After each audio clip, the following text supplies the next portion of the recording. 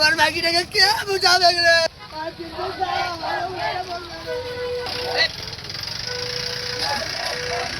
आगे उठते बोले फिर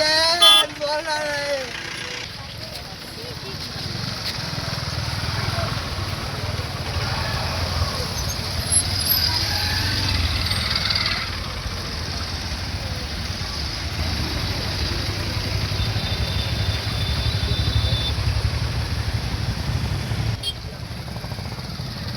সমগ্ৰ অসমে গম পাইছে আমি আমাৰ সতীৰ্থ যোৱা প্ৰায় 25টা বছৰে আমি একেলগে সংগ্ৰাম কৰি আছো যিজন ব্যক্তিৰ লগত যাৰ নেতৃত্বত অসমৰ শোষিত বঞ্চিত লাঞ্ছিত আদিবাসী মূলৰ মানুহখিনিয়ে নিজৰ সাংবিধানিক অধিকাৰ পাবৰ কাৰণে পুনৰবাৰ জাগ্ৰত হৈ উঠিছে সেইগৰাকী শক্তিশালী কণ্ঠৰ গৰাকী নিৰ্ভীক আৰু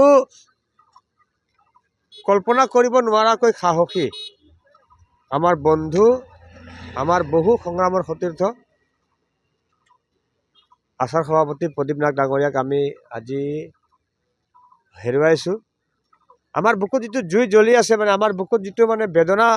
আজি জমা হৈছে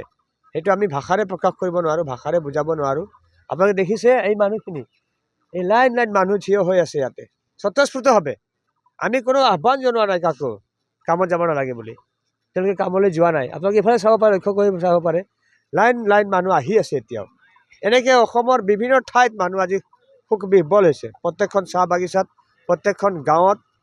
সকলো জাতি জনগোষ্ঠীৰ মানুহৰ নেতৃত্বৰ মাজত আজি দুখৰ মানে চাহ পৰিছে মই এই সুযোগতে দুখৰ সময়তো এটা আহ্বান জনাব বিচাৰিম সমগ্ৰ অসমৰ আদিবাসী মূলৰ লোকসকলক